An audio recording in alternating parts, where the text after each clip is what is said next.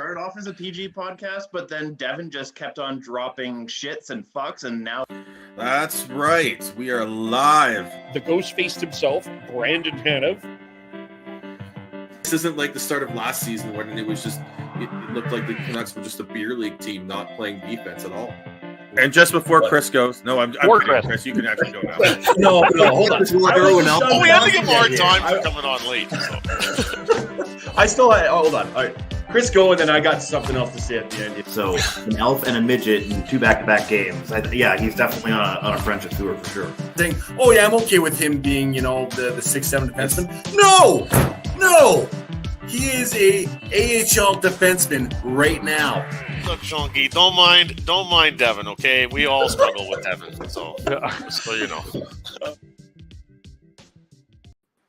Well, hello, everybody. Welcome to the Shifts and Pucks podcast on a very steamy, hot Thursday night. Of course, you can follow us on Twitter at Shifts and Pucks, Facebook.com, Shifts and Pucks, YouTube.com, Shifts and Pucks, Twitch.com, Shifts and Pucks. Subscribe wherever you get your audio, as well as on the Area 51 Sports Network, as it is... What a tremendously interesting offseason it has been for the Calgary Flames. I just went to, it was going towards the toilet, and then I just think it just hit into the toilet this week with the news from Tuesday. So we're going to get into that. We're going to get into, we haven't talked about the Toronto Maple Leafs. How have the Toronto Maple Leafs been so buried under the news cycle? But we're going to bring them up again because there is some interesting things happening there. And of course, we'll get into some of the other news of the day. And there's still a lot of news going on as well. Hello, Sean. How are you? Hey, Kev. I'm doing all right. Good. It is currently in Greece, 3:22 a.m. as we are doing this.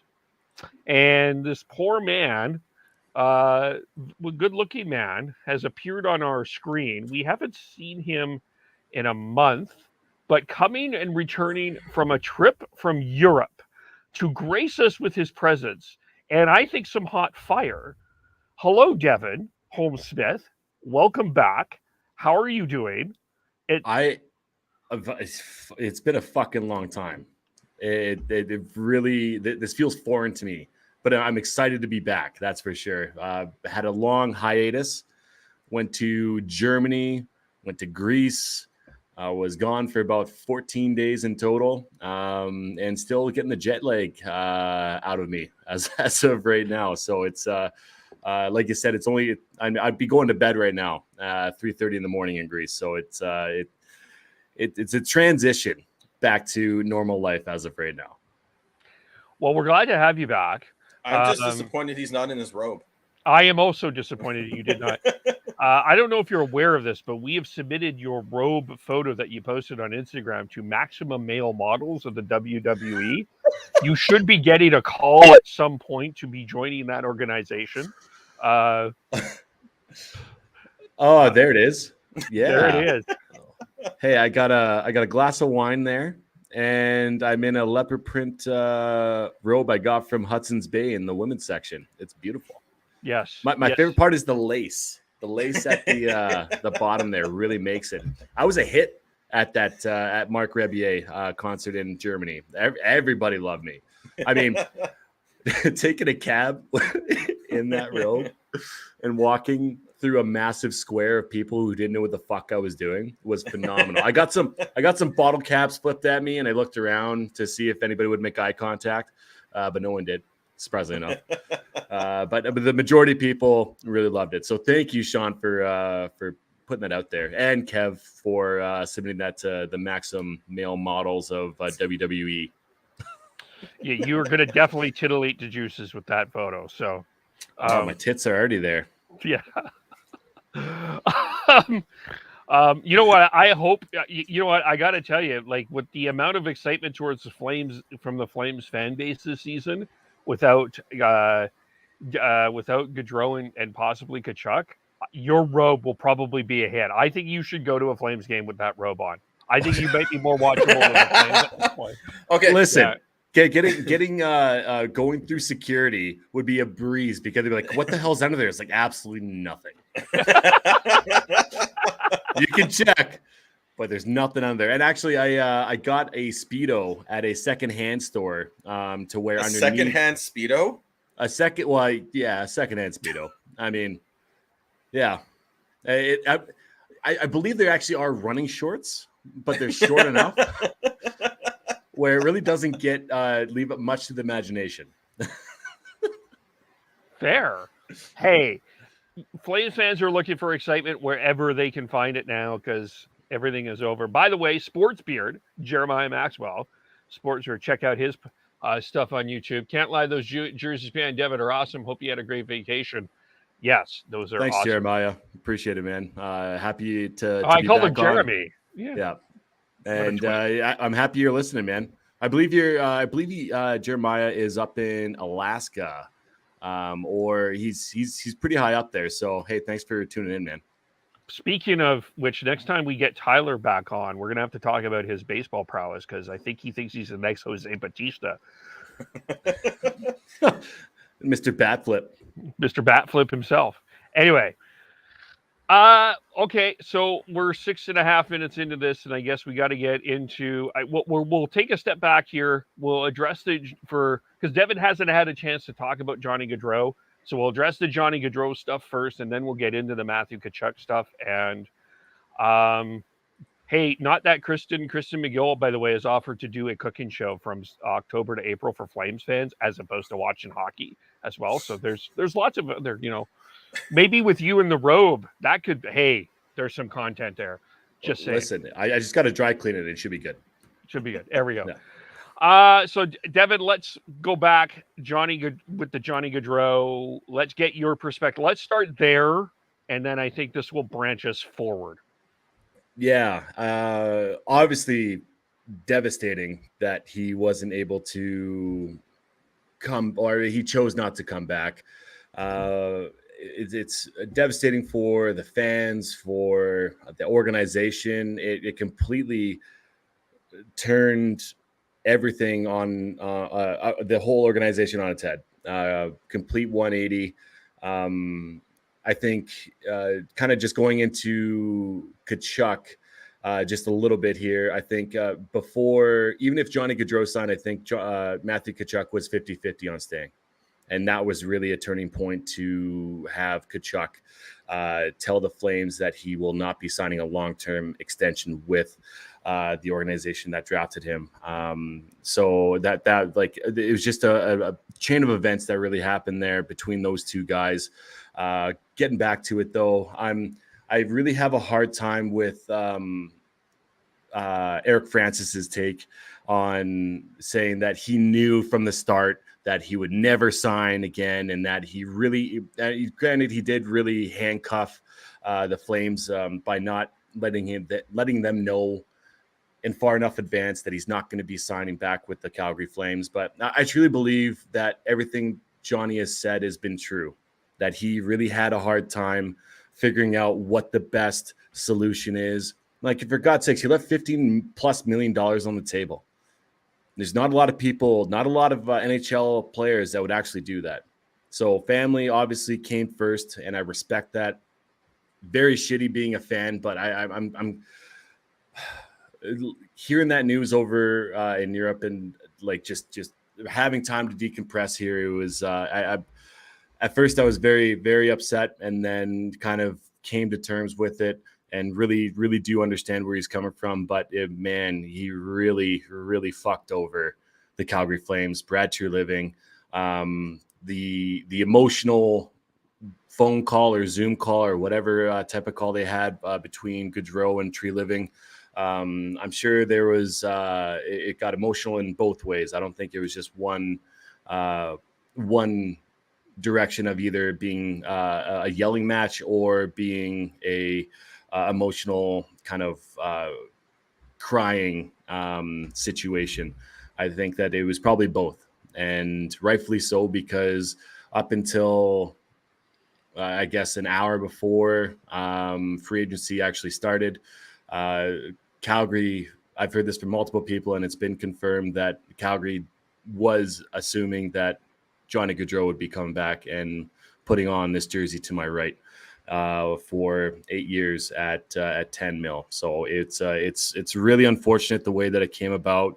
I understand the Flames fans that are very upset with the situation because, you go from a contender to not knowing exactly what's going to be happening here, and you don't know which direction we're going. You top of the Pacific, and now just everything's up in the air. It's a shitty feeling, and everything is turning. Is going to be the big focal point right here. Is what are you going to get for Matthew Tkachuk? Okay, before we go there, I'm curious of your position. We had this debate a couple weeks ago on the podcast when Noah and from Flames Nation and Dan joined us. If the Flames beat the Oilers, are Gaudreau and Tkachuk here? No, I don't think. I think that it has nothing. Johnny, he knows he'll be successful as a hockey player. He goes to a Columbus Blue Jacket team that hasn't had the success.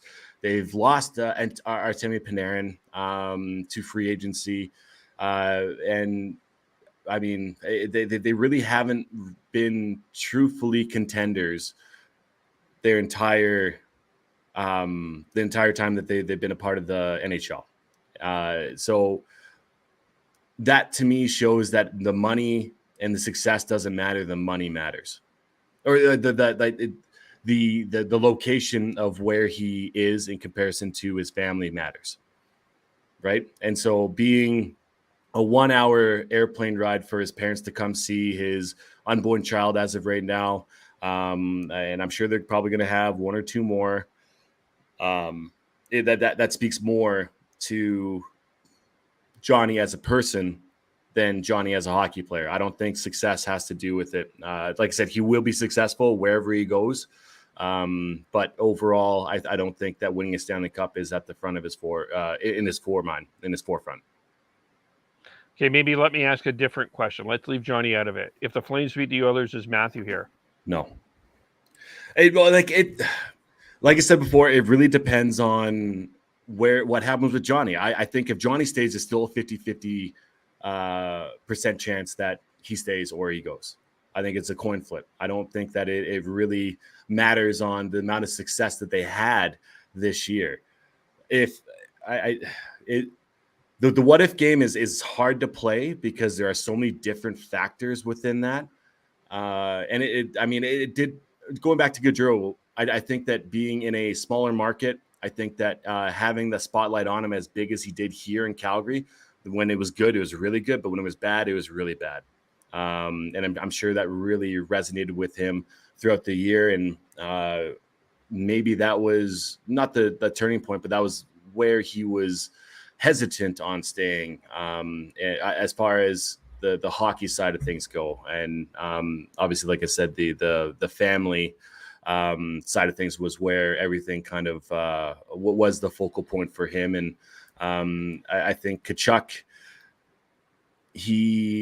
I don't doubt that he loved the city. I don't doubt that he loves this organization, that he loves his teammates. But overall, I truly believe that his heart is in the U.S., no matter where it is, whether it's going to be on Broadway with the Rangers, could be St. Louis. There's a bunch of teams that are out there. There's about 4 or 5 teams that it sounds like he wants to get traded to, or his list. We don't know exactly what his list looks like, but going back to your original question, the success of the Flames, I don't think has anything to do with why Matthew Tkachuk has made this decision. I think if Johnny had stayed, Matthew would have stayed. I think he wanted. I think he would have signed. He wouldn't have signed like super long term, like 7-8 years, but I think he would have signed past the UFA years. I think he would have. And there's good opportunity and a good chance that would have happened. I just, I don't know. It's hard to look past that because of the Tkachuk name and the way that his comments towards Brady's negotiations last year during the media conference or whatever it was right before the start of the regular season, it really kind of showed. And like, I mean, his dad, he's Big Walt. He was a hard negotiator too. I think Brady has a bit more of a lighter heart than those two do, and you could tell from the way that everybody was portraying Brady, that Brady was having a hard time because, you know, his heart is kind of more, has a bit more of a loyalty than Big Walt and Matthews is, and it's the way that the new generation is going to be conducting themselves as contractors, and that does maybe not as much loyalty towards the teams that draft them. Yeah, this all for me with Matthew. I think there's a lot to unpack here. I guess one of my biggest disappointments with Matthew Tkachuk is after that performance against the Oilers, that he wouldn't have wanted to say, you know what, that was pitiful. We need to get him back. Let's try this again. And let's prove myself and prove to me that I'm the type, I'm going to prove to you that I'm the type of player you all think I am. And we'll come back and try to beat the Oilers. Instead, he's like, we'll see you later. I just, that really, from a competitive sense, really is I'll dig into this next part in a second, but that really bugs me.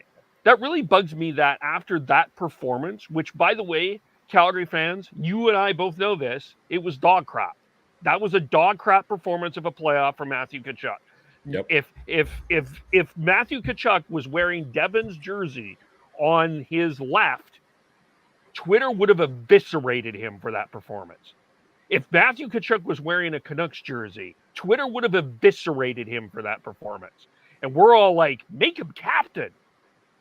Anyway, that's one thing that really bothers me is, like, you got your ass handed to you and you're saying, see you later? And you want to be a captain of a hockey team? You want 8 years of a contract? Are you fucking kidding me? Seriously. I'm sorry. I may be in the minority, but I think the Flames dodged a major bullet. Because this is not a guy I give 8 years to. I'm talented as hell, but not an 8-year guy. I'm 100% on the same page as you, Kev. I think that what we've seen from him for the past 2 years has been eye-opening to the type of person he is. And I mean, I don't want to be kicking a guy on his way out because he did give us a lot, but it wasn't enough. And the times that we needed him the most, he was not there. He was mediocre at best. And during that Dallas series, yeah, he goaded he got John Klingberg to kind of focus on him a bit more. But there was one time where he got John Klingberg to get into a fight with him, and it was a 3-on-1 going the other way for the Flames, and that could have been huge. And it obviously it doesn't matter because they won that series, but it's still those little things that he's still a kid and he still needs to grow up. He still needs to mature. And I believe, and I agree with you, Kev, is that it was a big bullet that we as Flames fans are kind of getting out of, because it really depends on the return, what we get from Matthew. I think there's a few different scenarios for those, and we can get into that a bit later. But yeah, his effort was horseshit. It wasn't good enough for me, and especially the way that he played. The way that he plays at the beginning of the year, the first quarter of the year, is the way he should be playing at the end of the year and during the playoffs. Is being a shit disturber, is making sure that he does not let. He needs to be grittier, right? and he wasn't there. And the things that got him drafted so high, we did not see, and that is a crying shame as a Flames fan. But I'm excited for this new chapter, as weird as that sounds, for the Flames, because I believe that depending on whether or not or what we get for Matthew, this could be huge for the Calgary Flames within the next 2 to 3 years. It all depends on what we get for him. Yeah. I guess maybe before we get into that, I just want to ask one more question. Tree Living, does he deserve some criticism for this? Do we need to wait and see what he gets for Tkachuk? Because I've seen both sides of this. I don't think he deserves any criticism for this. I mean, the way I think, I talked about this. I felt like if Johnny said this a little earlier, might have been easier for Brad, and it wasn't. That didn't happen. But there's people arguing should have signed Johnny last year. Should have tried to trade him for an asset. What are your thoughts on that? I know for a fact that they were close on a extension for Johnny before this season started, and it sucks because it sounded like it was just little pieces here and there that didn't really add up. And then Johnny said that he didn't want to be talking about his contract extension during the season, which is 100% his right to do. Listen, Tree Living did everything that he could to get this player signed. He threw all of the money at him that he could in order to get Johnny and Tkachuk signed, period. And I don't think he deserves – yes, he's a polarizing figure within Calgary and the Calgary Flames fans for both sides of the coin. But I really believe that he did his best to get Johnny signed within this time period. And for the people who said that, or who are saying that they should have traded him at the trade deadline, give your fucking head a shake. That is absolutely asinine. That is the stupidest thing I've ever heard. They were leading the division. Yes. You're chasing a cup. There's no fucking way that you trade one of your top two players on arguably the best line in the NHL. They were pot committed at that point. They had to go all in to see what could happen. Exactly. For me in that question, I think there has to be some criticism laid at the foot of Tree Living, but I think the bigger thing is you have to look at this as a whole organization, because when you lose two top end players, two 100-point players in one off season, that is a franchise and failure, and that doesn't lay out the foot of one person. But it needs to be looked at throughout the whole organization. You have to look at, is the fact that they're still playing in the Dome and there's no, and they've already reneged on a new arena deal playing into a fact there. Is there other issues here? You have to look at it and take a step back and look at everything there and just no stone unturned. I don't think this I think he deserves maybe a little, but I agree with what you said there, Dev. I do think he threw everything at Gaudreau, and I think if he had gotten Gaudreau signed, I think Tkachuk follows. But even if that's not the case, you only lose one.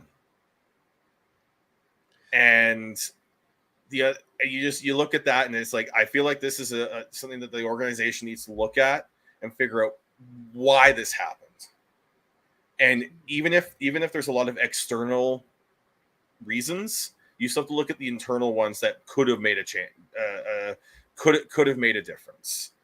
So then where does this blame lie strictly towards Tree Living? I'm kind of curious on your thoughts on that. Well, I just look at that and I'm like, it's finding a way to read the room and finding a way to look at it and just when you lose two players of that caliber in one off season, that's in the NHL at the top. That's unacceptable. And for sure. And like I said, I don't think it always on Treliving. I think honestly it's very minimal. But you still have to take a step back and go, what happened?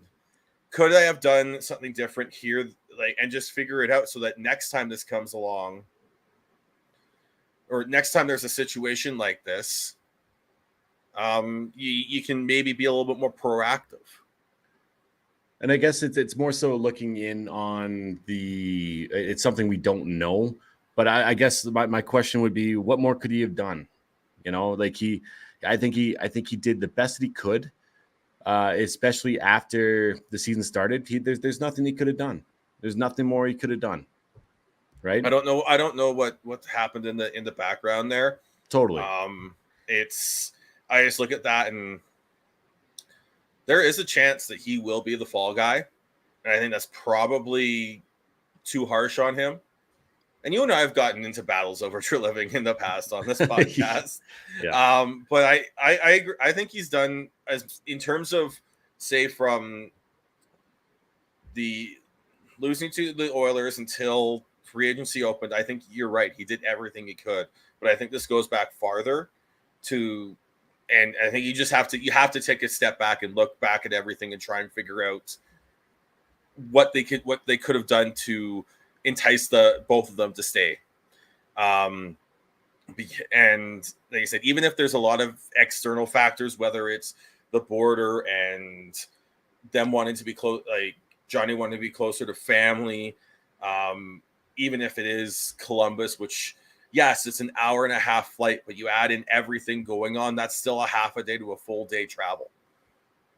Especially right now with what the airports are in, the shambles that airports are in. Yeah. So you still have to take a look back, and to me, I think this is more fault. Treliving has to do a lot of the work, but this more falls on the whole franchise and organization as a whole, as opposed to just Treliving. I don't think he deserves to lose his job over this, at least at this point. But he does need to hit a home run with this Tkachuk trade. He definitely does.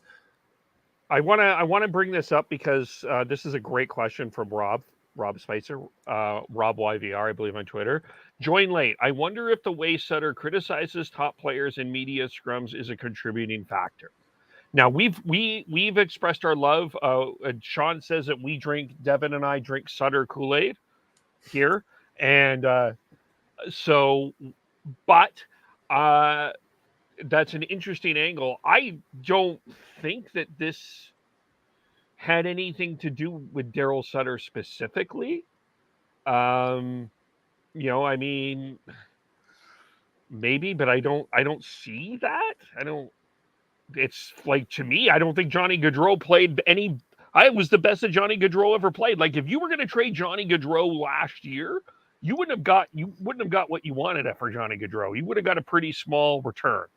And Matthew, I think you still would have gotten a very good return, but not anywhere near what, like, say he was under contract for another year after this, and he did come to Treliving now after this season, say, I want to go back down to the States. You would have gotten a haul for him after that season.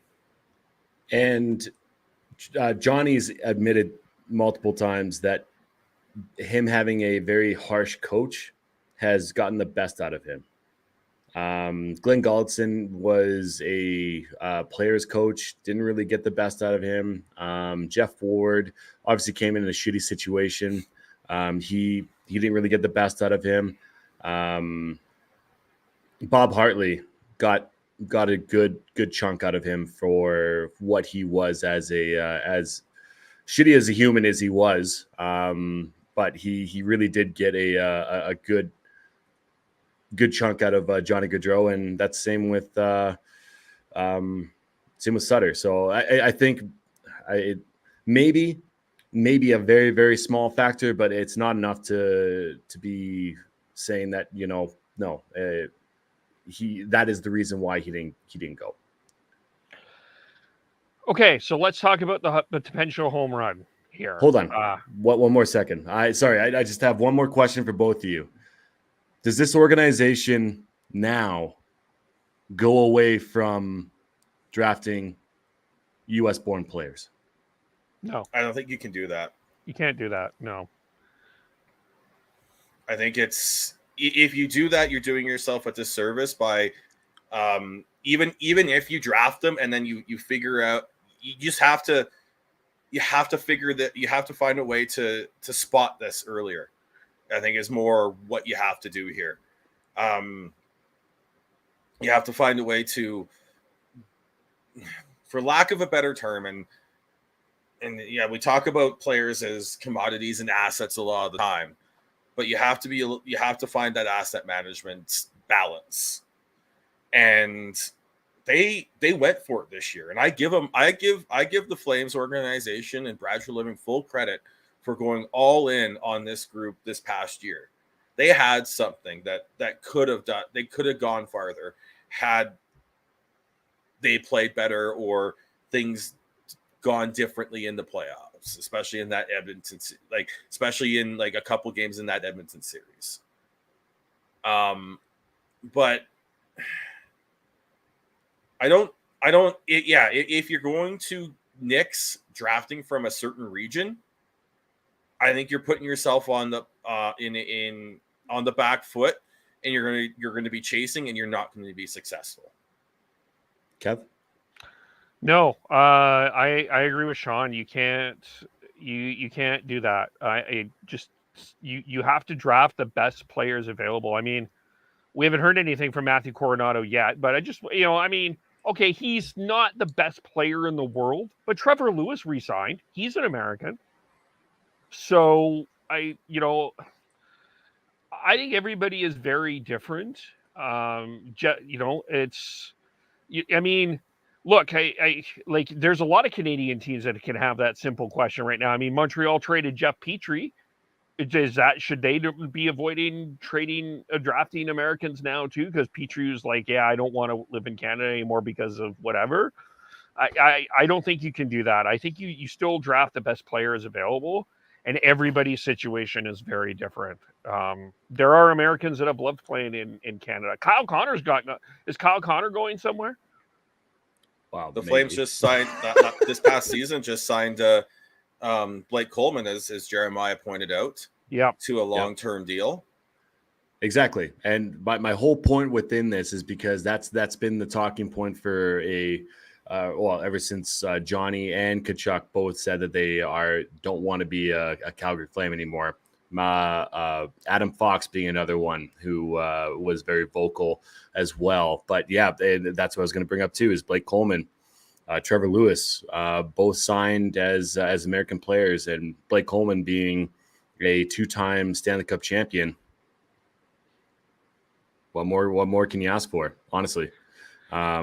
So it's an interesting point, but I agree with you guys. I don't think that you really can go against a certain region.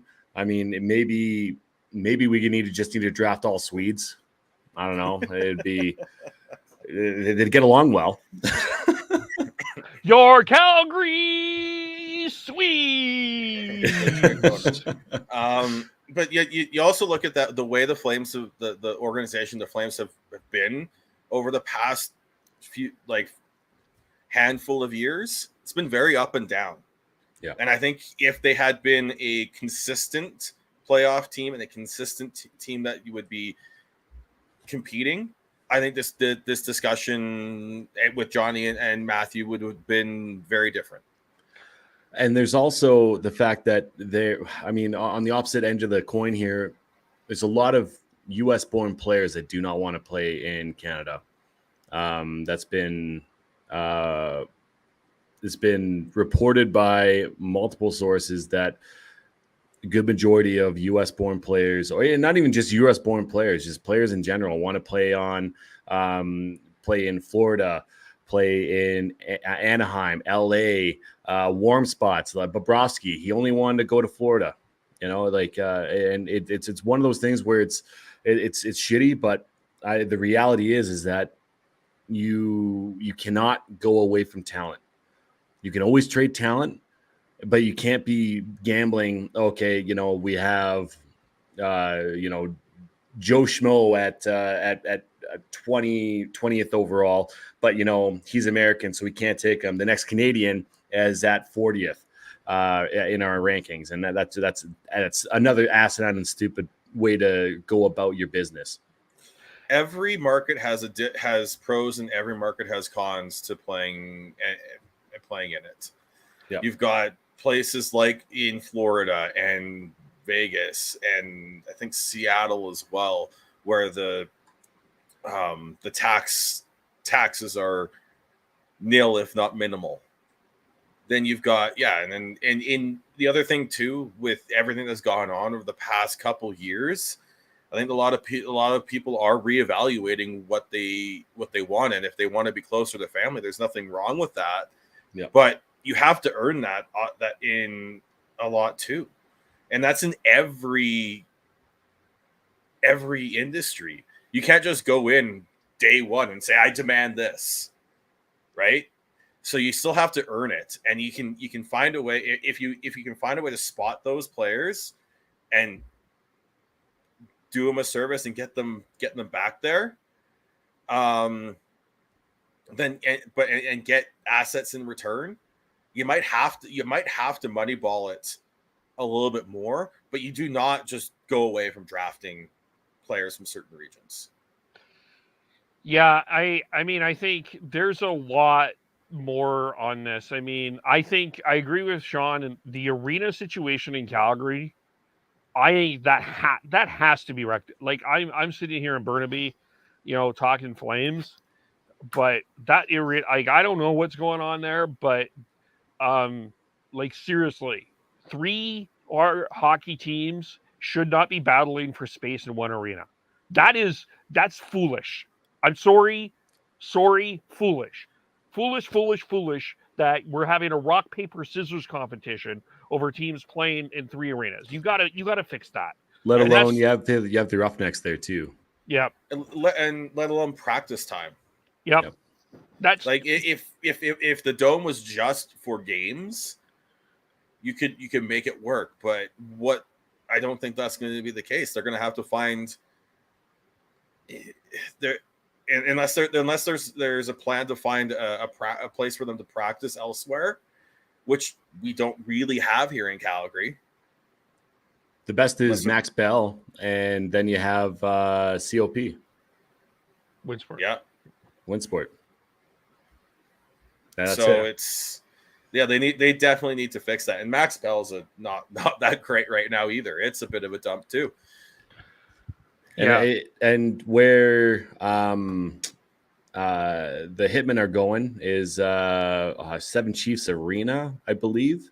They played there a few times, or more than a few times. Yeah.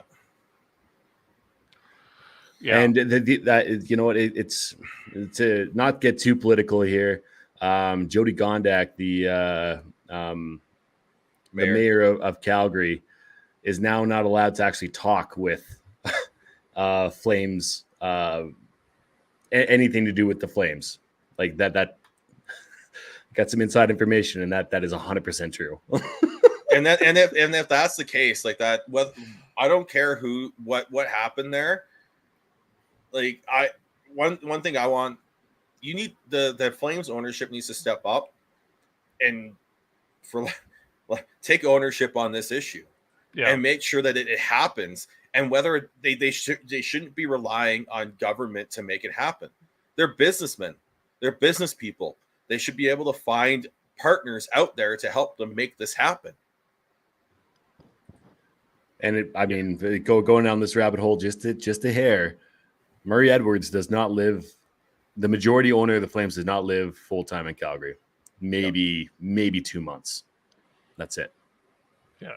Well, and one other thing I just want to add to this too, and I'm just going to toss in a situation that happened with Vancouver, and some were upset about who was not at Thatcher Demko's wedding. And I'm just bringing this up only because there is such a scrutiny in playing in Canada right now on your personal life, on your professional life, that I think there's a lot of other athletes in other sports they're fine with it. There's a lot of hockey players that just simply aren't. And it's just a lot easier to go nameless and wear your sandals and just walk around not being recognized in the United States as opposed to being in a Canadian market. And that is, it's an interesting dilemma that media is in. Hockey is a primary content, but at some point, how much is too much and it's not media focused, by the way, it's not mainstream media focused or the professional media outlets that are focused on who's going to a wedding or not. That's social media. But I do like all of that, I think, is affecting people's personal, it's not necessarily the players that find it tough, it's their family. Yeah. And just to Jeremiah, I honestly believe that if there wasn't a pandemic, we would the arena deal would have continued on. I think that the pandemic did add twists and turns and curveballs that made things more tough. But I'm still annoyed that it still got nixed, because find a way. There was no reason to walk away from that. I mean, like for $1 billion stadium, $1 million, it's a lot. Being very facetious here. So and I think I wonder if that's part of the issue here, and that's why I said you have to take a look at as an organization and a franchise, figure out what's going on, and how can you attract players to come here and stay. And a part of me, when you look at, I know Canucks fans are freaking out because they really haven't done anything franchise defining moves right now, at least in terms of players. But the front office that the Canucks have put together is very forward thinking. A lot of what Jim Rutherford's been focusing on is finding ways to make it a destination for players with a top-notch practice facility. Don't have that here in Calgary. They're going to have Rogers Arena is one of the older arenas now. They're going to have to figure out that soon, in quotations, like a few years down the road here. But I have full confidence in them being able to figure that out. But and not make it a pissing contest the way the Flames ownership group has done this over the past few years. So you have to find a way to make your franchise and organization and city and market a destination. I don't think the Flames have done that, and I think that's a big reason why both these players have left or are in the process of leaving. I don't know if it's that dire. I definitely think that is a contributing factor. I don't think it's a big reason. But it could be. For all we know, it definitely could be. But the fact is that we have not had a like the I was about to say Pengrowth Saddle Dome. The Saddle Dome has been it's the oldest one in the NHL, and it remains unsettled. There's nothing going on within that, and within the city and within that organization. So who the hell knows when or if it's going to be done within the next 5 years? Because I believe it was like 3 years or 2.5 years of construction before it actually would be built. Yeah, that's it's ridiculous to think that, okay, even if we started now, it won't be ready until probably 2026, 2027. It's crazy to think that. So yeah, they need to get their head out of their asses and fucking figure this out. Murray Edwards, I'm talking to you. No, you're right. I agree. I agree. All right. I mean, technically, the newest team in the league has the oldest arena, but they did a massive revamp on that. So, yeah. Okay, so let's talk about the home run here. Let's talk about the pitch that Brad needs to knock out of the park. How I got to Bring be back honest. Scorch. Well, try to get scored. Yeah, they might be getting scorched in the that's trade. the rumor. Well, They're gonna. You know how many firefighters gonna be pissed? They're gonna. That's the rumor. I saw it out there today. That they're gonna bring back Scorch probably for the AHL team again. Bring back the mascot. Maybe change the name. But bring back the mascot because he was hilarious. Flamey. Yeah. Oh, I don't know if that works well either, but maybe. Who knows? Okay. But obviously, the Flames are going to have to trade Matthew. I mean, they have to trade. Going to happen here. Can you win this trade? I guess, first of all, is this a winnable trade? Yes. It is. Because okay. I'm gonna peel this back a little bit. So I think there's 3 ways you go about it.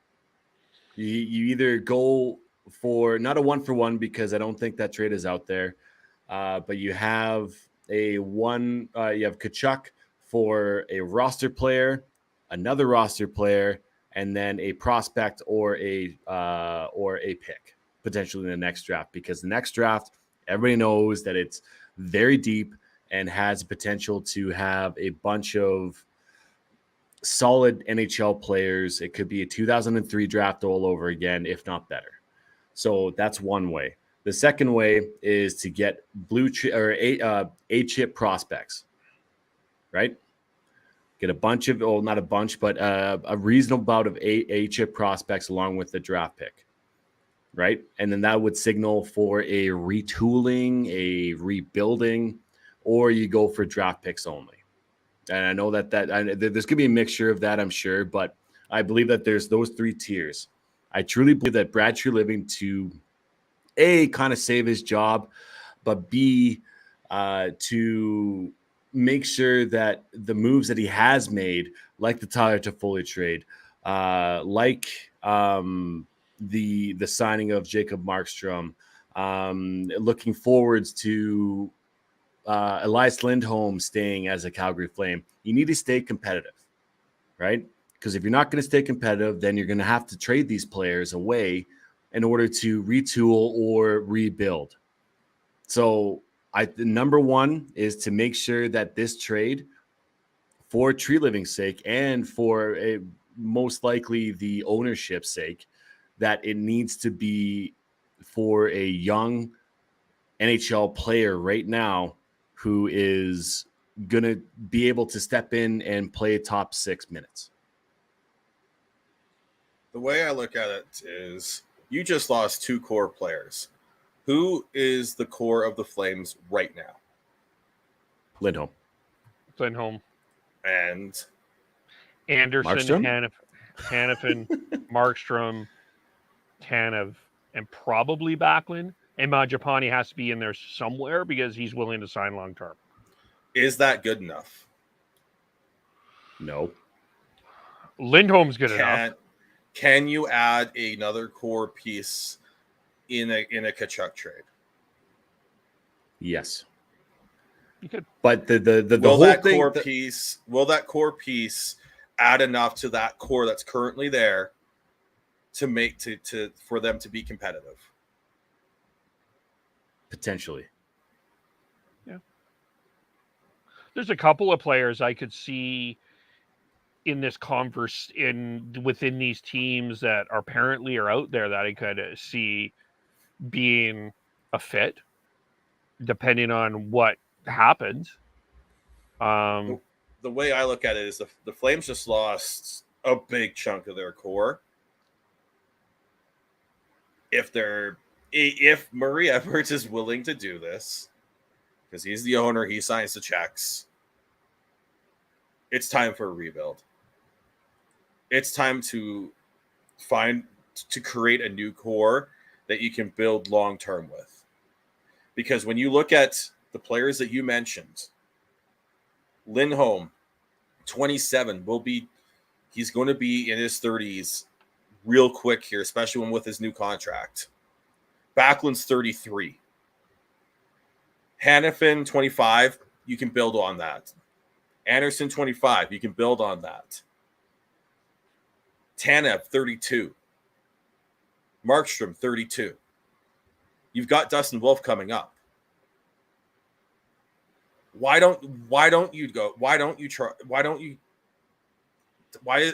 this is a perfect time for a rebuild where in a Tkachuk trade, you get a young player who hasn't popped just yet, another prospect, and a pick. You're going to get a first round pick in a Tkachuk trade no matter what, right?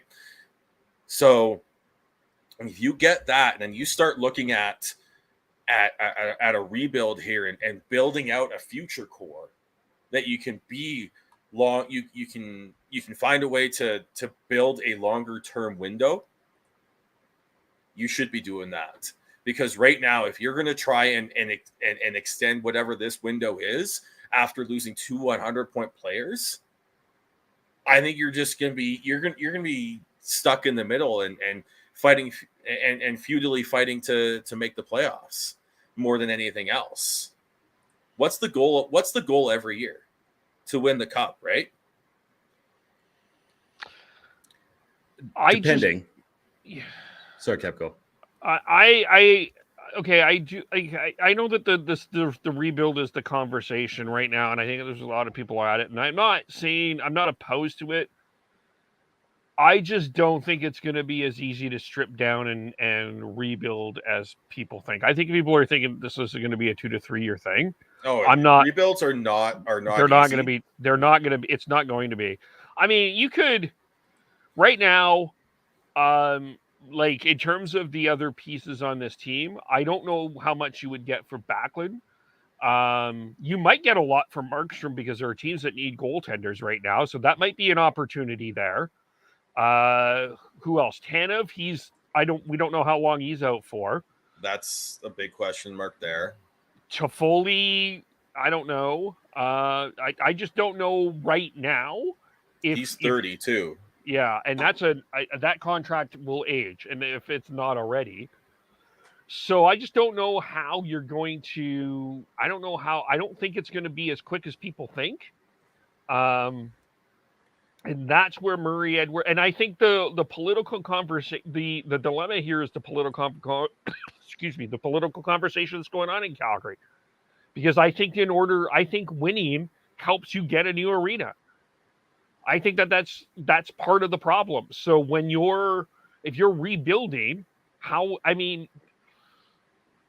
does that help get an arena? Like, and I agree with you that Flames ownership should be being feudally a bubble team doesn't help you get an arena. I don't disagree. But there's also the fact of the future. So once that arena is built, then you have some promising pieces within that organization to go and see how well they do, right? And so it's about when that arena is built, what product are you putting on the ice? Right? When that arena is built, as you talked about, Dev, it's like we're looking at 3, 4, 5 years away. We're talking about a 30 to 32-year-old Lindholm. We're talking about Backlund, who's probably retired. We're talking about Tanev, who's probably retired. We're talking about Markstrom, who's probably on the last year of his deal, if he's even here. When I look at that, hell, if it's 5 years away, you're talking about 30-year-old Rasmus Anderson and 30-year-old Noah Hanifin. So when I look at that, to me, the only answer is, yeah, it's going to be tough. It's going to be painful at times, but it's rebuild. And when I say rebuild, it's not tank. I'm not saying tank. I'm not saying pull the Chicago Blackhawks or the Buffalo Sabres or just be feudally bad like the Oilers were for years. Rebuild is, and the Flames have been good at this. They've found good players later on in the draft. The Mangiapanis, hell, Connor Zary, Jacob Pelche later in the first round. It's draft well, develop well, and put your money into that, as opposed to as opposed to like trying to make whatever is left of this core viable for a couple seasons. See, within that though, wouldn't it, like how could you not tank with getting rid of Markstrom, getting rid of Tanev, getting rid of these core players, Lindholm, that has been the heartbeat of this fucking team, and underratedly amazing for the Calgary Flames and their fans.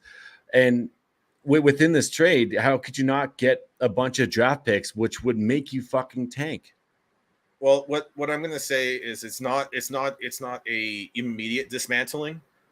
It's a prolong. It's a calculated dismantling of what is left of this team, of players that you are a bit older, and you can, and then you work that over in the next couple years. That's what I would do. I wouldn't just say, all right, let's sell everyone like Chicago did this year. Because that's not going to help. Oh, he'll be on a new team by the end of the summer.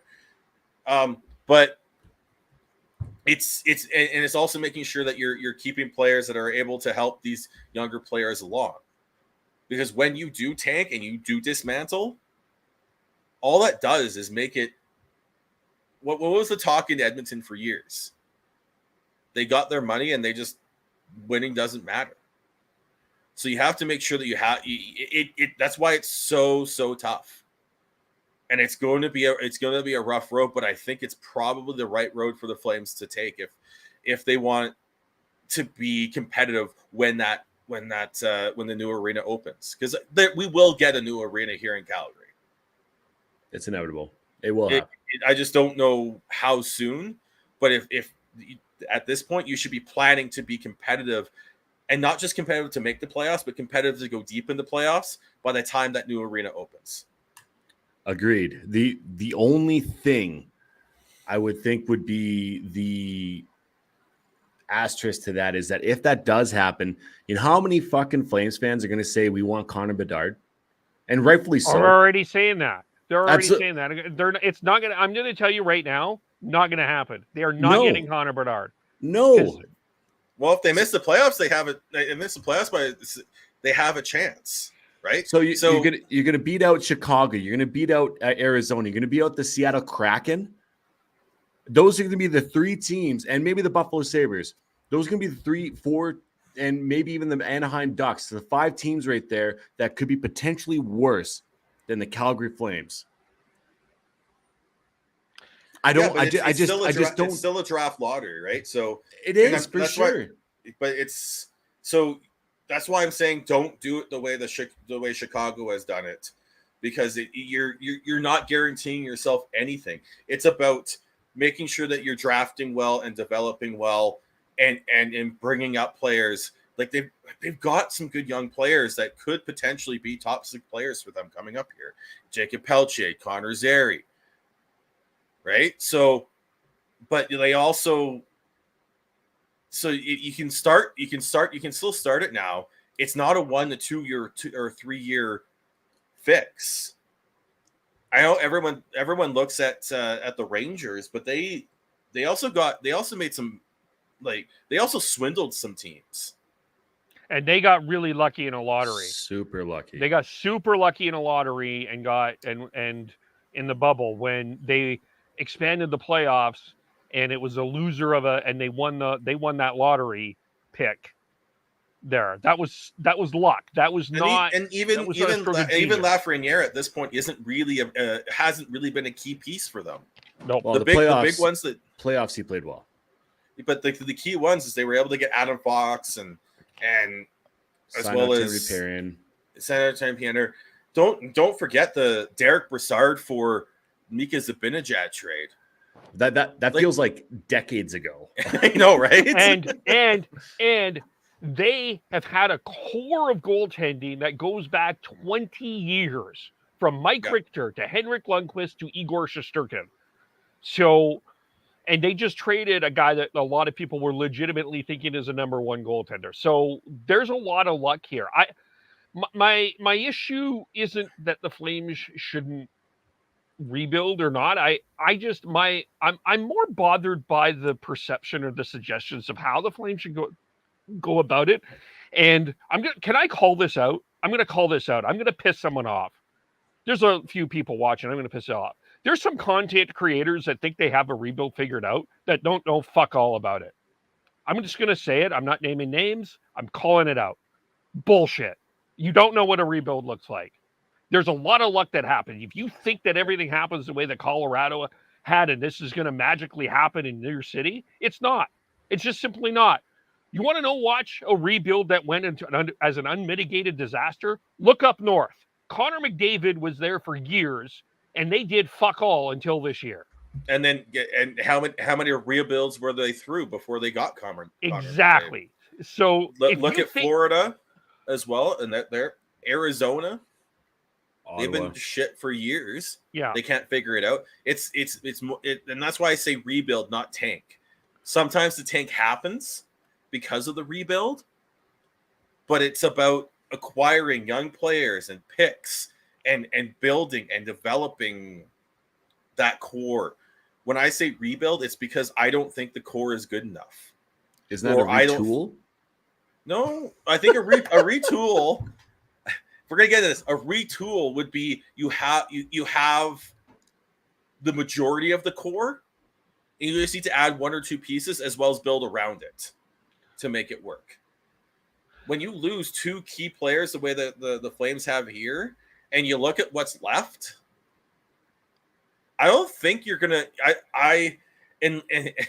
Unless you sign Nazem Kadri and he goes off on a twilight of his career renaissance, and then whatever you get back from Tkachuk works out as well, and then add in other things, because there's still the Flames roster as constructed right now still has some issues.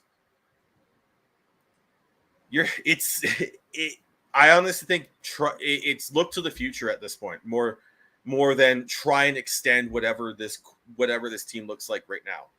But my thing is I don't think that this should be a I don't think this is what you're saying, but this shouldn't be a panic sell. This needs to be a thoughtful sell. And even with this Matthew Tkachuk trade, I know that everyone wants this to happen now. Wait until you get the best damn deal that you can get. And if it goes into the regular season and it's not the deal that Treliving wants, let's wait it out. If Matthew Tkachuk doesn't come to camp, he doesn't come to camp. I agree with you, Kev. Just because I'm saying rebuild and look to the future doesn't mean I'm like I said, that's why I said don't do what Chicago's done here. Because I think that would be a huge mistake. I'm saying I think you keep Lindholm at this point. Yep. I think he's your captain, quite frankly. I think you keep I think you keep most of the roster right now, but you start looking at and sussing out value for your players, and then when you feel the time is right, you pull the trigger on a deal. I'm nervous if this goes into the season. I'm nervous. I'm very nervous because this is the time where teams have the potential cap room to take him. This is the time where teams have the most optimism to go far within this next year. If you go into the season with Matthew Tkachuk, how detrimental is that to the room? How detrimental is that to the fans? Are the fans going to be booing him when he comes on the ice? Oh, no, he's not playing. He's not playing. He's going to ARP, though, Kev. He will play. He will play. And that is where I am nervous. And even if it goes all the way until the trade deadline, we are not getting the same value that we would be getting right now. Well, all I'm saying is if the deal isn't there, I don't want a panic trade, if that makes sense. Agreed. If there is a trade that makes sense and it fits what the Flames are looking for, then do it.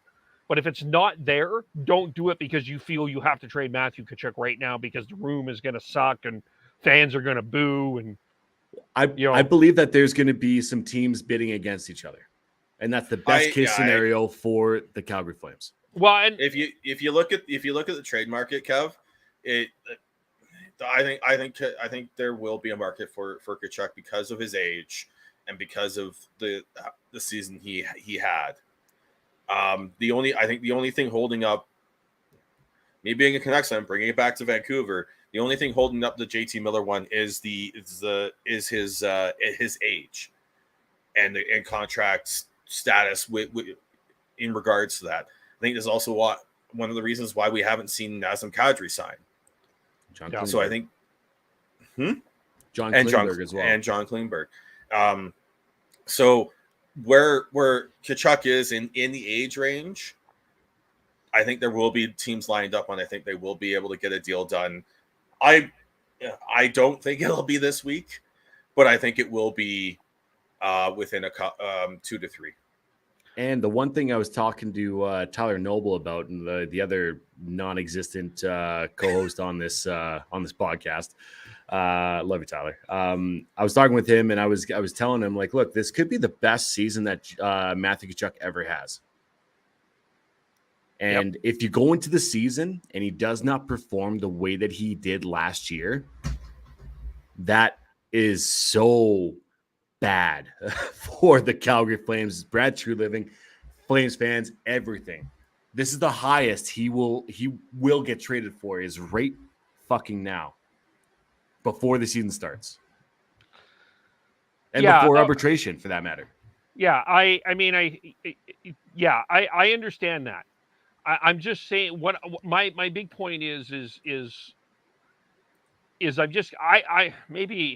maybe it's just the way I'm reading things and just sort of feeling a little frustrated with some of the takes in Flames land out there about just this whole throw it all down, everything. I do think that there needs to be some thoughtfulness to what the next step is here. That's what I'm trying to kind of get my point across here. And I think there needs to be some thoughtfulness in terms of what to do with Tkachuk, in terms of making a smart move. Now, maybe you add a third team into this conversation, and if let's just say it's Vegas, just for example. I don't know how the hell Vegas is going to make this work, but apparently Vegas is somehow in this. There's salary cap for 31 teams in the National Hockey League, and then Vegas has their own rules. But anyway, whatever team it is, St. Louis, whatever, you add a third team and bring their prospects into this conversation. There's just innovative and thoughtful ways to get the most out of a Matthew Tkachuk trade than just, okay, well, we'll trade you for Tarasenko and we'll talk to you later, right? Oh, like not a trade for it. Yeah, not a trade just for the sake of a trade, but a trade to get. I've been seeing the thought. Some of the trades that have been out there have been making me laugh. What was the one in Boston? Taylor Hall and I haven't seen that one. Yeah, there was a. And if that's the start, you hang up the phone. Absolutely, because that's not, again, if you're the smart move right now is to look into the future, and teams will not be giving up like bona fide NHLers plus for him. Yeah. Like bona fide top 6 players plus for Tkachuk here. I think what you're going to look at is you're going to see them get the Flames are going to get a younger player who's going to be he's on the verge of popping. I know there was like the Jordan Kyrou talk, but they had Jordan Kyrou been a year before this past year where he was a point per game player, that would have been, you're looking for that. Yeah. Plus a prospect and a pick. Well, this is another thing. I just want to point something out. There's another challenge in this. And I'm just going to say this with Jordan Kyrou. I'm not pleading saying guilty or not, but he was part of that 2018 World Junior team. Well, same with Dubé. Yep. Which doesn't bode well for the Flames. That's all I'm saying. I believe it's down to 7 or 8 players who haven't put out a statement yet that have They've said they weren't part of it, and they are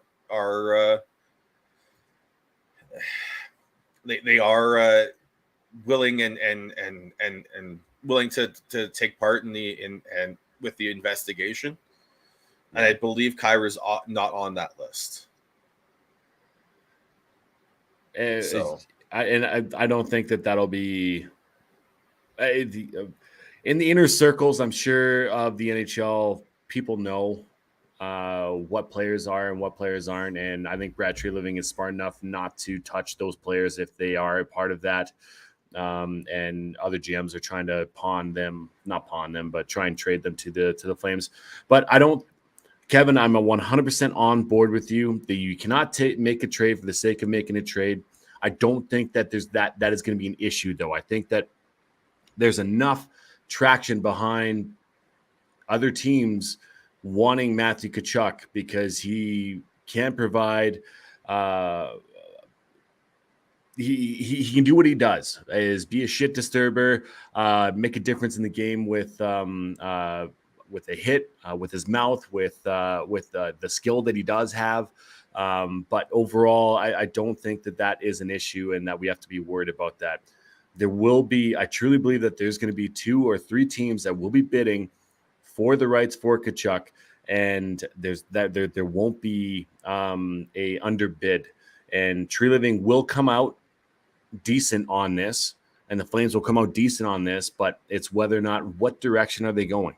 And I think that is the biggest question. Yeah. Yeah, fair.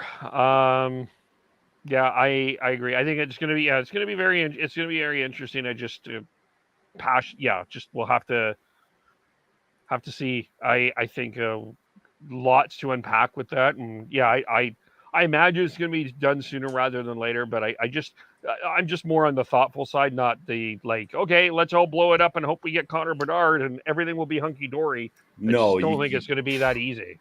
Yeah, show me a team that blew it up and it worked out for them. Show me a 50-50 ticket at the Calgary Flames game that you fucking won. No. Well, someone someone does win it, but like realistically, hey, you know what? Every time I go in there, I'm like, hey, it's got to be me this time. $20. Here we go. Yeah. And never has been. That's the lottery. And I mean, yes, I'm talking about hundreds of tens of thousands of people in a stadium in comparison to 32 teams bidding, 16 teams bidding for the chance at number 1. But the odds are way against you. So stop it, people. Stop it. Okay. Devin, where are you at? What are you doing? I gotta pee. I'll be back. Okay. I was like, what? Well, he put a private chat in there. Maybe while we're doing that, let's quickly just touch on a couple of the news items of the day here. We don't need to spend a heck of a lot of time on these, but this will be the rag the puck situation. Of course, one of the things that's on the watching here in Edmonton, Daryl Cates. There are allegations. I really need to point out that these are allegations at this point. And when I say that, I'm not saying pleading guilty or not, that he was texting with an underage girl. If you want to follow what Katie Strang has tweeted, follow what Benjamin Albright has been tweeting. It's not a good situation in Edmonton right now with that, but that is, at this point, there's not a lot more to go on other than there's an allegation, and the NHL, and that allegation is from a third party too. Yeah. So that's all that, I mean, that's out there. That is in the news, and we're not going to comment on it, but just to make you aware, that's a news story, a news item that's out there. The other thing, we've also been talking a bit about Hockey Canada. They did announce that fund that ridiculous, stupid fund that will not be used. I can't believe how this is worded. That will not be used to settle sexual assault cases. Duh. Anyway, tear it down. Yep. Yeah. We need to tear down Hockey Canada and build it from scratch. Yeah. Yeah, absolutely. And next week they're having more questions towards Hockey Canada, more the people involved in the investigation have been called to, Scott Stinson again, Tom Rennie again. It's going to be very interesting. So more heat on Hockey Canada at this particular point in time. So, yeah, that's just something to keep an eye out for. In terms of head coaching, David Quinn looks like he's going to be the new coach in San Jose. That looks like they're going to announce that within the next couple of days. We'll see what happens there. San Jose has a chance at the Connor Bedard. I think San Jose has we're talking about teams that have a chance at Connor Bedard. San Jose is looking like they're on their way to get Connor Bedard. They have a chance. They're in that realm where Calgary isn't at this point. San Jose would be higher up in that lottery pick. And also the congratulations to Jim Houston, as the BCHL has renamed their Broadcaster of the Year award to the Jim Houston Award. And so Houston, of course, longtime Vancouver Canuck broadcaster, longtime Toronto Blue Jay broadcaster, longtime Toronto Maple Leaf broadcaster as well. Done some all over, just a broadcasting legend. I think this is well-deserved. I think great reward for Jim Houston.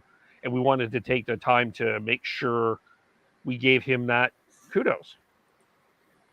Yeah, I'm really happy for they did it now. Like, it's just a lot of the times this feels like these awards get named after people posthume, like after they're dead. Unfortunately, I love that they're doing this now when Jim can be part of the presentation in one way or another going forwards here.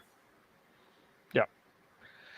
All right. Well, we have not had a chance to have a conversation about the Toronto Maple Leafs. And, some people in Canada are like, thank God no one needs to talk about the Leafs anymore. Don't they get enough press? But there is it's a really interesting situation in Toronto. First of all, of course, the goaltending situation is one thing with you got the Jack Campbell heading to Edmonton. Matt Murray and Ilya Samsonov will be manning the net in Toronto. But there's still a lot of things that need to happen there. You brought in Marshawn Lynch's boy, our boy Callie, joins the Toronto Maple Leafs as well. The Ricard Raquel twin. Yes, the Ricard Raquel twin. Adam Gaudette has also joined the Toronto Maple Leafs. Oh, he's going to be so good for the Marlies. Yeah. Yeah. But there, you still have this situation where this team could not get out of the first round. It's a divided market where people are like, yeah, you played the Tampa, but you didn't get out of the first round. And it doesn't matter who it is. You still didn't get out of the first round. Devin, I guess first, let's start with goaltending. I think. Do we have to?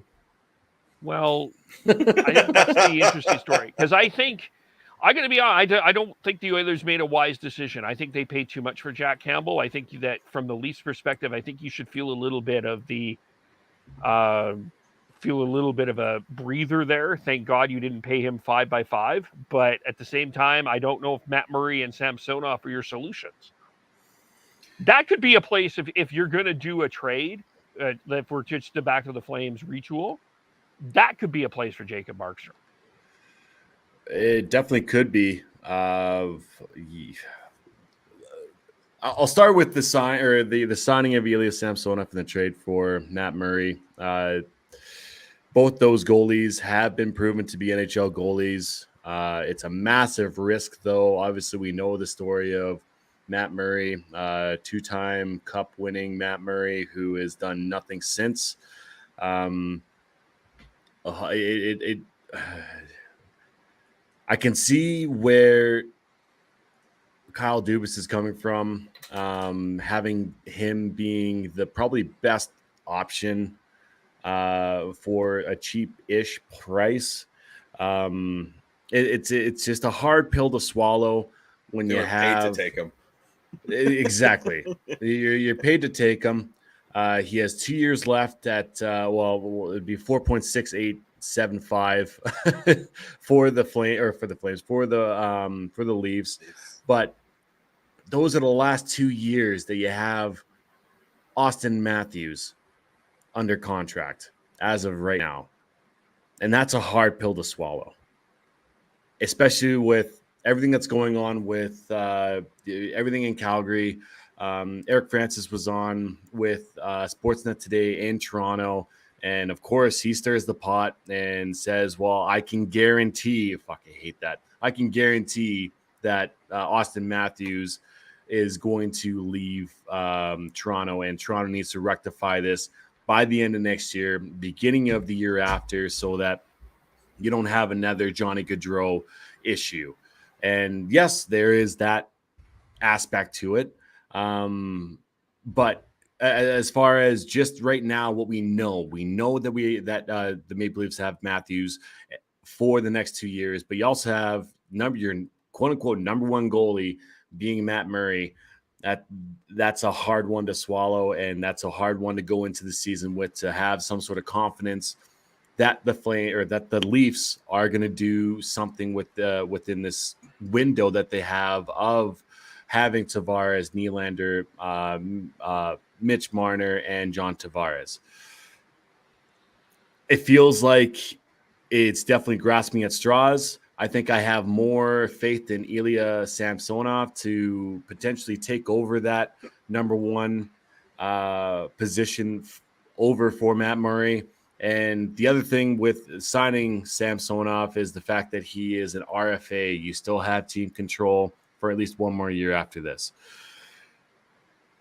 It's a massive gamble, like I said. I think it's a calculated one. Do I think it's going to work? I have no fucking idea. But we'll see exactly what happens here with the aging Gio on that back line or on that back end. What's going to happen is there going to be a trade with for Jake Muzzin, for Justin Hall, Alex Kerfoot.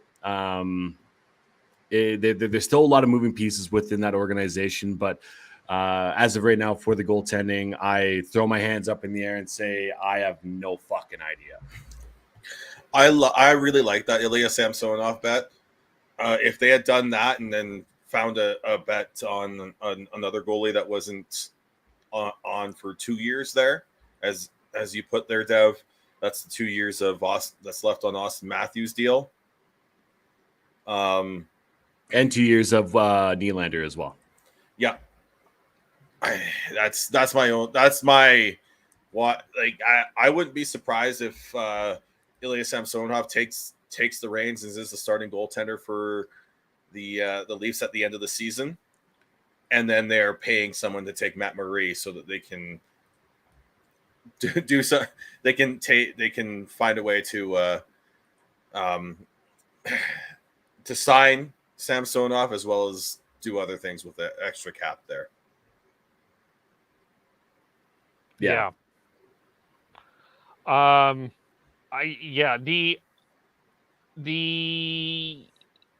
guess the other interesting thing, of course, the other thing before we get into this, the Ilya Mikheyev has joined the Vancouver Canucks.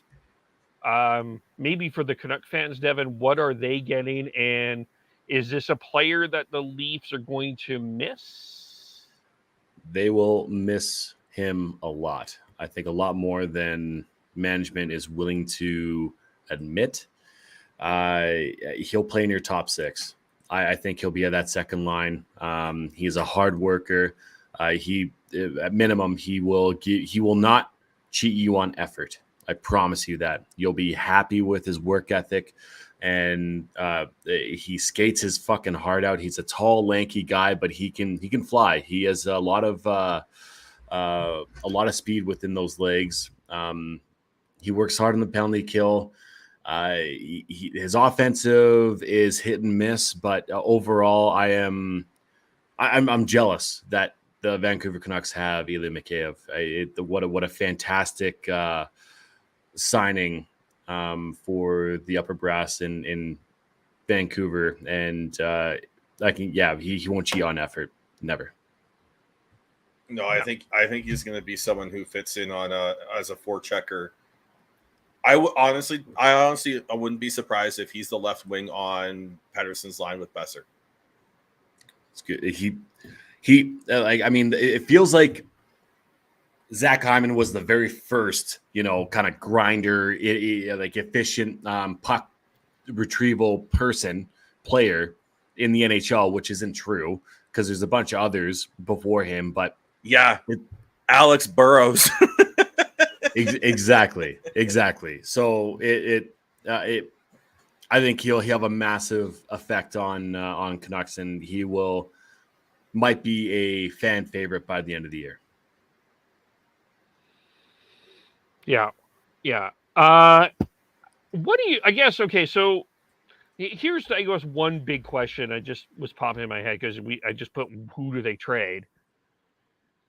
Do you get what would you get for Tavares now? Oh fuck. Not much. you would be retaining salary. You'd be trading him to a team that doesn't. He has to a team of his choice. Exactly, it's a no movement clause that he has on his contract for the next 3 years. It has to go to a contender. And he can nix any sort of trade whatsoever. I don't think he's going anywhere. But if he did want to go somewhere, and I honestly don't know where that would be. It might be a warm spot like we were talking about before with players wanting to go play in Florida, LA. I mean, Vegas, I'm sure if he was available, Vegas would be on it some fucking way, which is ridiculous. But I don't see a trade happening with John Tavares. I'd see more likely a trade with William Nylander. I really do. And I know that there's massive value within what Nylander brings. He has his warts as well. A perimeter player who, when he does get to the middle of the ice in the offensive zone, he creates shit. But I feel like he's very scared to do that on a regular basis. And that's pretty much his kryptonite essentially. But I definitely see more of a trade for William Nylander than John Tavares on the front end. But the major forward that I think, not the major forward, but the forward who is most likely to get traded is Alex Kerfoot. He's been in trade talks for the past 2 years. Versatile player, playing their second power play unit, first penalty kill unit. Arguably probably one of the best Leafs in the playoffs for the past 3 years. And he won't cheat you on effort. It's just, what is he? Is he your center? Is he going to be a winger? He can take draws every once in a while, but you don't want him to be, I don't think you'd want him to be your third line center. So it all depends on the fit that the team who is going to be trading for him, where they see him in their lineup. And I think Calgary could be a spot depending where they go with this Matthew Tkachuk trade. If they are still going to be trying to be in the mix in a bubble team, then I could definitely see Tree Living trying to pull the trigger on a Kerfoot or potentially Nylander trade. Kerfoot has a modified no trade. Yeah, and that was the whole thing about last year, was that they wanted to make sure that he that they're going to be contenders or close to it for him before this last year of his contract, which has that modified no trade clause. He can submit a 10-team no trade list, and Calgary might be on that, and who the hell knows. But I'm sure that if they do ask, that an insider will report that Calgary's not on that list or something to that effect. How much cap space do you think they need to shed so that they can sign Sandin? Well, Sandin might actually be the one who they trade. I like, if you look down that left side, it's pretty packed with Morgan Rielly, Jake Muzzin, and Mark Giordano. There's not much room for him to be. I know he can play the right side, but there isn't really much room for him to grow within this organization as of right now, in this carnation of the Austin Matthews era, if you will, because who knows what he's going to do after the next 2 years, and Willie Nylander after the next 2 years. So I think that's why he hasn't signed yet as an RFA, is that maybe Dubas is looking for a trade for a pick, because obviously he can't retain salary. So and there's been rumors out there for a Jake Muzzin trade or a Justin Hall trade. I don't see a trade for Justin Hall as much as Leaf fans would want that to be a thing. Having a right shot, right. Yeah. Yeah. Hot take hockey, man. John, I don't think your wish is going to come true within that, because having a right shot, right defenseman, his warts are definitely there, but what he brings to the table, and just even having that stamp of a right shot, right defenseman means that it's harder, or it is harder to move away from one of those players than a left shot like a TJ Brody, who can play that right side, or a Sandin who can play that right side. So I don't really know exactly what that back end is going to look like when this season starts, but I think that there is a more than likely chance, especially with the signing of Giordano. By the way, signing of Giordano, I think that was a fantastic move by the Leafs. Having him under 15 minutes a night, please. He will do very well for the Leafs and Leafs fans. Have him on the second power play unit and the second PK unit. He'll give you everything you have, and you keep his 5-on-5 minutes low. It'll be great. But having that signing, I think, put the nail in the coffin for Sandin to be a Leaf. And even when they if they trade Sandin, they are still a shade under 1.5 over the cap. So they still got to move someone or something. So someone to a different team, and I don't see why Kerfoot won't be a potential trade to maybe even Philadelphia. I've seen that out there as well. Philly is obviously desperate to be a contender, and especially with the trades that they've made in the past with Sandin or Ristolainen. What is the status of Ryan Ellis as well? Is their Carter Hart, their number one goalie, going to be able to have a good year next year? But I think that is a team that is going to be gambling on a Alex Kerfoot, is a bubble team that maybe will take a risk to, and not even a risk, but take on that salary. Do you see an offer sheet for Sandin? I don't think so. I think the offer sheets, if they do come in, is more so for players who have had more experience in the NHL than Rasmus or than Sandin. He is a younger player who has a lot of potential. It's just he hasn't had the runway to really get his legs under him as an NHLer. And maybe not the right leadership group around him for that as well. So I don't see an offer sheet. Would I be surprised? Kind of, but I don't see that as a potential for Rasmus Sandin. I mean, if I'm the Leafs, I kind of hope not either, because you're not getting a lot for him unless you're paying $4 to $6 million for him. Yeah, and that's not happening. Not yet. No, that's not happening. So my boy Chernak down in Tampa Bay, Sean, got paid what I thought he was going to get paid. Finally, that's such a ridiculous deal. What is it? 5.2. It's not the cap. It's the term. It's always the term. It's always the term. That like it's rarely the cap that really gets extensions, or especially UFAs. It's always the term that really is like a question mark. And I feel like it's got to come to a point here where we're not surprised by the term. The term is the term. And it seems like it's always a year or two too long. Like I don't Actually, it's a combination of both for me. I don't think he's worth 5.2, and I don't think he's worth 8 years. I think he's more of a 4 at, like, if you want to go long, 8. He's only 25. I know. That's why I'm like it's the combination of it. Fair. Do you see Dubas trading for a LTIR player? Is he in that? Are the Leafs in that realm right now? Yeah. If they trade for Michael Furland, I could definitely see that.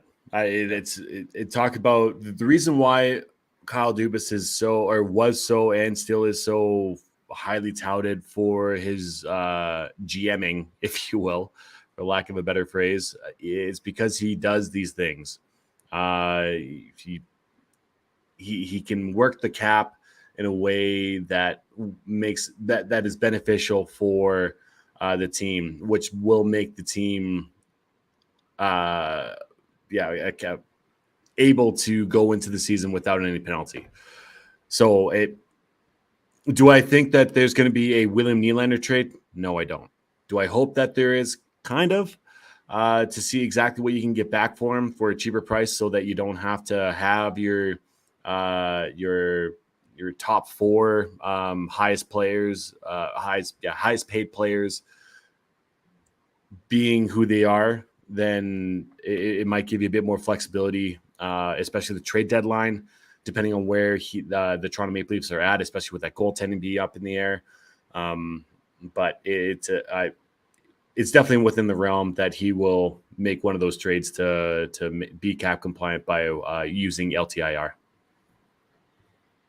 Yeah, it's going to be interesting. There's still a lot of teams that have a lot to do. Like, when Nazem Kadri is still not signed, John Klingberg not signed, a few other players not signed. I still think there's a lot that needs to happen. I mean, Columbus needs to get some things done this week.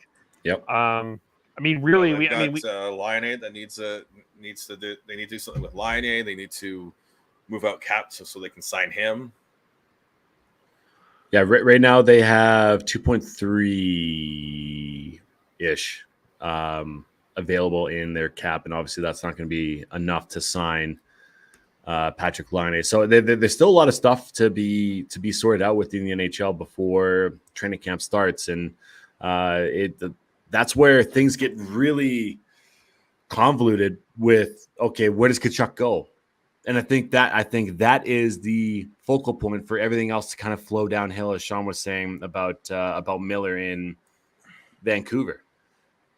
And who knows that there's anywhere else or anybody else who is on a different team that would be able to be moved because, okay, this player is available. Let alone Patrick Kane as well. And we all know that he's, what is it, a $10 million cap hit on top of that? 10.5, I believe. It is 10.5, yeah, for one more year. So with the way that Sean was talking about Chicago before, they're going to be looking for draft picks. They're looking for lottery picks here. And for a contender, Patrick Kane, good God, that'd be amazing for whoever gets him, because he's still out of this world player. He is. Yeah, there's still lots to happen here. It's fascinating. That's why we're keeping going, because there's still lots to talk about. Exactly. Yeah. And then, of course, the other thing that's going on, I think is fascinating. I don't think this is getting enough attention unless you're in Winnipeg and maybe Montreal, is what's happening with Pierre-Luc Dubois. His agent, Pat Brisson, went into Montreal and said, Pierre-Luc Dubois will only play in Montreal. That's it. That's the only other place he wants to go, which has put Kevin Cheveldayoff in a pretty unenviable situation. Because he needs to figure out what to do. Of course, PLD said he's not going to sign in Winnipeg long term. Winnipeg's in a very interesting position, Jean-Guy, wherever you are. They got a lot of decisions to make too about where they're going, and this is a guy that has decided I only want to play. It's his right, but it doesn't help the market for him. And Cheveldayoff is like, well, give me Suzuki or Caulfield, and I think Kent Hughes, as soon as he said Nick, just dropped the phone, like it just accidentally said, "Oh, cell service. It's Rogers cell service today here. The cell service is still down here.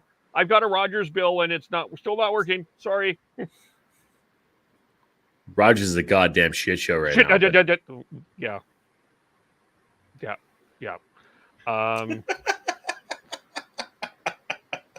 I mean, this is my opinion. This does not have any opinions for anybody else on this podcast, but you are a shit show. They fired their head of technology for a reason. Let's just put it that way. Anyways, yes, it's the fact that Pierre-Luc Dubois is handcuffing Kevin Cheveldayoff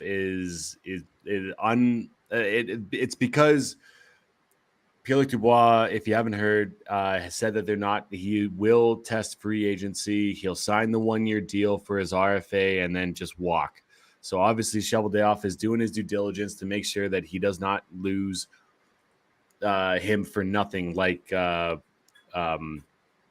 Johnny Gaudreau with the Flames. So overall, it's a shitty situation to be. It's a great situation, I mean, for Kent Hughes and it seems like they've been looking for a player like Pierre-Luc Dubois to come into Montreal to really be, quote unquote, the savior of that team. They thought that Jonathan Drouin was going to be that, but obviously that hasn't been the case. And I think if they did that trade over, they wouldn't do it because Mikhail Sergachev is a hell of a defenseman down in Tampa Bay, because that was the trade for Jonathan Drouin. So overall, it's if you are a Montreal Canadiens fan, you got to be excited for that potential. But overall, it's kind of a shitty situation for Winnipeg, and if you are a Jets fan, it really does suck, because who knows what that trade tree is going to look like at the end of all of this.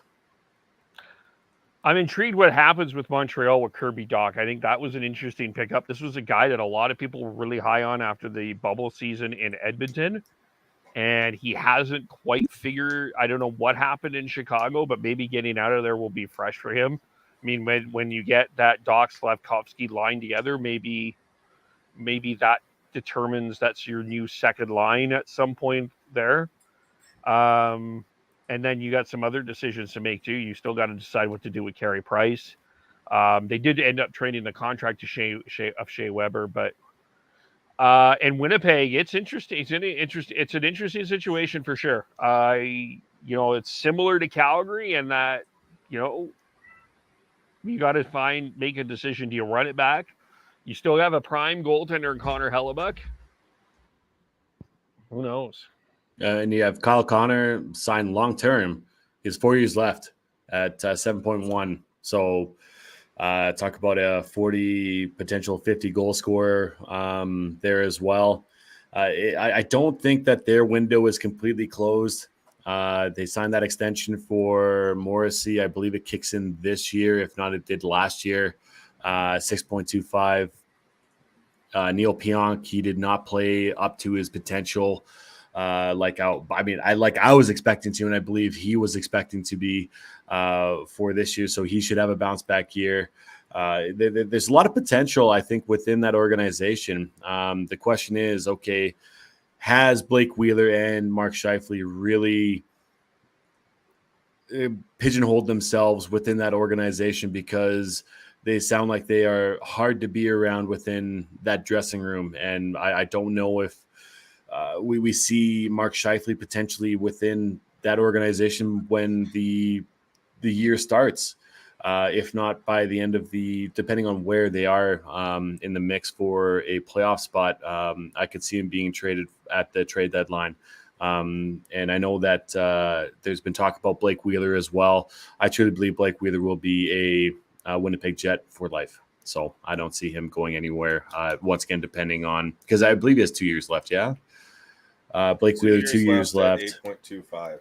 So he could be traded at next year's trade deadline. But as of right now, I really don't see that changing anytime soon. And it could be a retool for them, depending on where they can or what type of market is out there for Blake Wheeler or Mark Scheifele. Blake Wheeler also has a modified no trade that is a 5-team trade list. Gross. Man. I also wonder though too, like this is maybe a bit of a hot take and probably not, but I look at that Kyle Connor contract, 40 goal scorer, and I look and just this is where I go with the hot take. And then I'm looking at Matthew Tkachuk, he's got 100 points, but that was 30 points better than his previous year. I wonder if I'm calling Winnipeg and saying, hey, what about Kyle? Well, they're not doing that. No, I know, but and the other thing with that Connor deal too is he signed that 3 seasons ago before he even touched 40 goals. Yeah, you got to really expect that Winnipeg with hiring Rick Bowness. Rick Bowness is known to be a defensive coach. He's known to do very, very well for the defensive side of the game, and that's where Winnipeg was really lacking last year was the defense. And I'm one to say that I thought that their defense was actually underrated because of how much shit that they were getting, and obviously I was proven wrong with where they ended up within last year. But to me, them going out and grabbing that coach, they're still thinking that they're contenders. I just think that dressing room is a little bit broken within Blake Wheeler and Mark Scheifele. Yeah, I agree with that. Yeah, it's an interesting place for sure. Anything else we need to discuss? Well, we're not going around the entire NHL. We got 6 hours here, boys. I know. I don't. all I know is I'm marking the calendar November 25th. First time that Abbotsford comes into town. Yes, the AHL schedule came out. They changed the playoffs too. So 17s for the Pacific get in, and what is it here? We find the tweet. I tweeted that out earlier. But yeah, there's 6 finishers from the Atlantic, 5 from North and Central, and 7 from the Pacific. I think it's because of division alignment. But that's interesting. Yeah, and of course, we're still waiting to hear on the Flame the AHL team name.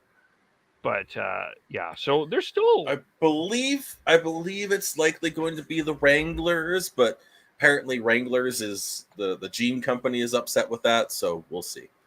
Oh, be fucking like a spokespeople for them. Like, good God, like get off your fucking high horse. Call them the Amped Advantage Calgary for Flames, or Calgary Amped, or something. Calgary, we're the Swedes. Call them the Calgary Swedes. Yeah, and then you go. and they're bringing back Scorch. Yes, absolutely. You know, the one thing about that though, what was very surprising was it was 72 games, 73 games. Because that didn't seem like it was 73 games back in when they were in Stockton. It's definitely a lot different because of the major issue with the AHL is they don't have the money behind it to cover the travel. Right. So there's a lot of funkiness with that. So like Abbotsford doesn't actually go down to play Seattle's team in their hometown. The only time they play the Seattle team is in Seattle. So yeah, for sure. It's just like a mind-boggling number because I was expecting maybe 50 games or something like that, but it was 72, 73 games for the Calgary AHL team.